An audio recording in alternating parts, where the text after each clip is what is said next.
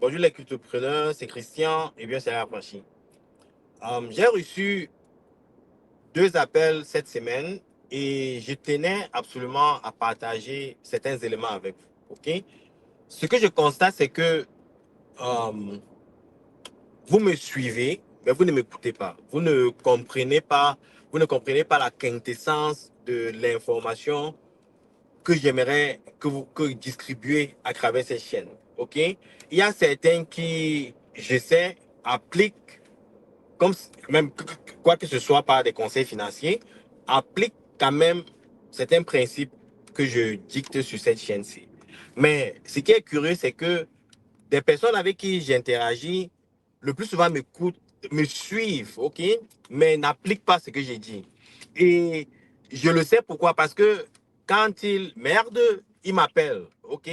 Quand ils merdent, ils m'appellent pour euh, que je les aide à corriger les erreurs, alors que ce sont des choses que je donne gratuitement. Écoutez les gars, j'ai offert des formations crypto pendant presque 2 ans et je le faisais dans des écoles, dans des universités, je le faisais en privé, souvent je faisais même des séminaires.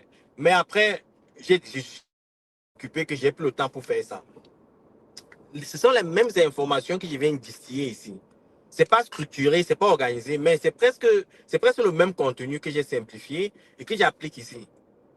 Donc, et il y a des personnes qui sont passées dans l'information. Par exemple, c'est lui aussi, il est passé à travers mes formations parce qu'il a fait une erreur, quoi, avec un truc comme ça.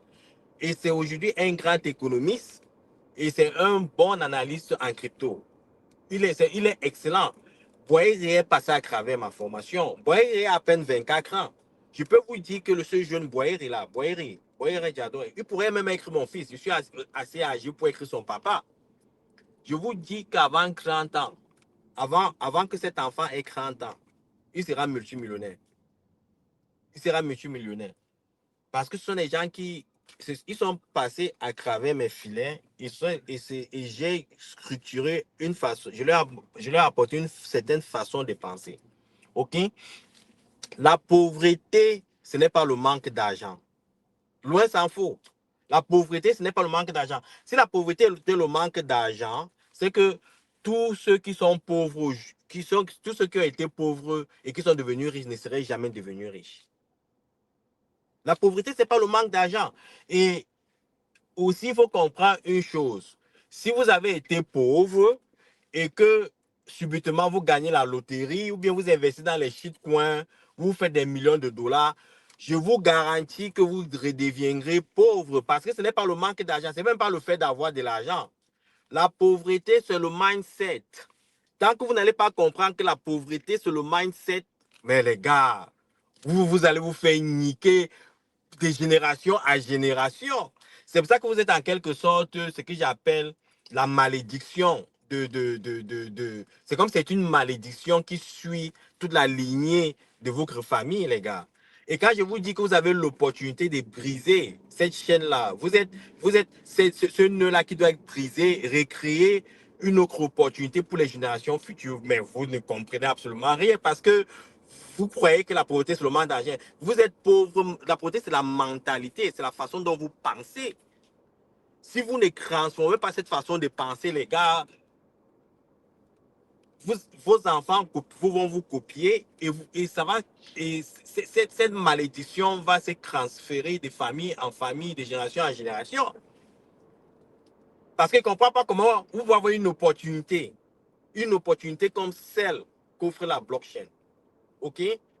Et vous vous concentrez à investir sur des choses que des gens créent dans leur chambre en 5 minutes. Je ne comprends pas, ça n'a aucun sens. Et ce qui est curieux, ce n'est pas juste des jeunes, hein, ce sont des personnes qui ont presque mon âge qui font les mêmes erreurs.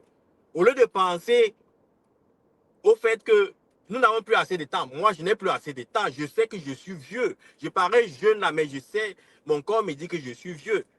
Je n'ai plus de 10 ans dans le monde du travail intense. Bientôt là, je vais sentir comment les forces vont me lâcher, la vieillesse va m'assommer. Je vais commencer à penser au rhumatisme, tous ces trucs-là. Donc, tout ce qui m'importe là maintenant, c'est de conserver, maximiser le peu que je puisse avoir, m'assurer que j'ai le minimum pour ma retraite. Mais quand je vois des gens investir sur des choses qu'on crée en 5 minutes dans les champs, moi, je ne comprends pas. Hier, j'ai eu une conversation avec euh, un abonné qui va me suivre. Les gars, il m'a sorti environ plus de 50 crypto-monnaies. Et tous les crypto-monnaies qu'il a listées, il y a au moins 35 crypto-monnaies que je ne connaissais pas. 35. Je vous dis que je suis dans les crypto-monnaies depuis plus de 10 ans. Il a sorti je ne connaissais pas. Parce qu'il y a plus de 3 millions de crypto-monnaies. Comment il peut connaître toutes les crypto-monnaies? Et le gars a investi plus de 20 000 dollars. Et quand il faisait le sommet, il avait perdu presque 60% de son truc. Et il était inquiet parce qu'il croyait qu'il a raté le bourron. Nous sommes dans le bourron, les gars. Salarié affranchi est dans le profit. Nous sommes minimum 4-5x depuis le bourron. Quand les gens disent qu'ils ont raté le bourron, moi je ne comprends pas. Parce que nous sommes dans le bourron. Quand le bourron a commencé, avant dans le bien market, le Bitcoin c'était à 15 000 dollars. Le Bitcoin à 110 000 dollars. Comment vous pouvez me dire qu'il n'y a pas le bourron? Maintenant, ce qui concerne le bourron stratosphérique, il y aura le bourron stratosphérique. C'est un fait. Et là, moi, ça a quitté Trump. Pourquoi? Parce que Trump veut davantage une économie forte pour les États-Unis. Il veut stimuler la croissance économique aux États-Unis. Et pour stimuler la croissance économique aux États-Unis, il faut créer ce qu'on appelle une période d'expansion. Et pour créer une période d'expansion, il faut absolument que les États-Unis s'endettent davantage. Trump ne fait pas ça pour le plaisir. Trump ne veut pas augmenter la dette américaine par plaisir. Il veut augmenter la dette américaine pour stimuler l'économie. Parce qu'il a besoin d'argent, OK? Il a besoin d'argent et pour générer cet argent-là, il doit créer les bons des trésors, vendre ces bons des trésors, collecter l'argent des investisseurs, des États, des consommateurs et redistribuer cet argent à travers les contrats pour construire les infrastructures aux États-Unis, pour financer l'armée, pour investir dans les banques et autres. Ça va créer de la liquidité. La liquidité dont je vous parle, les gars, c'est en train de venir. Et quand ça va venir, c'est là que vous allez sentir le bourron stratosphérique. C'est là que nous allons nous diriger sur Anus. Je vous parle je vous dis, il y a le bourron, mais maintenant il y a le bourron parabolique, il y a le bourron stratosphérique. C'est en train de venir. 2017, Trump prend le pouvoir en janvier 2017. Le bourron commence 7 mois après qu'il ait pris le pouvoir. Les marchés étaient fous. Les marchés des cryptos. 2000, il est là jusqu'en 2021, OK? 2020, le stimulus et le bourron kick-off. Et ça prend, c'est à son paroxysme 2021, quand Trump a quitté le pouvoir. Pour ceux qui pensent que Trump est une mauvaise nouvelle pour les cryptos, you will wake up. Vous allez voir bientôt. Je vous ai dit que cette fin d'année sera très intéressant pour les crypto-monnaies, les gars. Ça sera féerique pour les crypto-monnaies. Le Bitcoin, je vous dis, le Bitcoin d'ici la fin de l'année, minimum 200 000.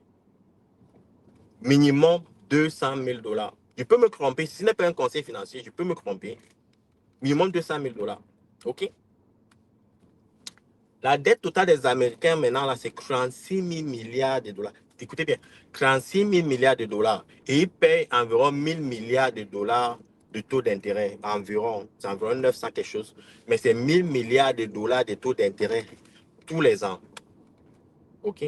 Les Américains aiment imprimer l'argent, les gars. Ils savent stimuler l'économie. C'est pour ça que l'économie américaine est toujours dynamique. Et une partie de cet argent-là, de cette dette-là, va se retrouver dans les crypto-monnaies. Il suffit seulement que 1% des dettes imprimées se retrouvent dans les crypto-monnaies. On se retrouve, ce bourron-ci on se retrouve dans les, comme je vous dis, 12 000 milliards de dollars. Nous sommes à 3 000 milliards de dollars, presque 4 000 milliards de dollars. Je vous ai dit que le bourron-ci va arriver à 12 000 milliards de dollars. Ça veut dire que si vous avez, ça veut dire que vous allez encore faire minimum 1, 3, 4x dans votre portfolio.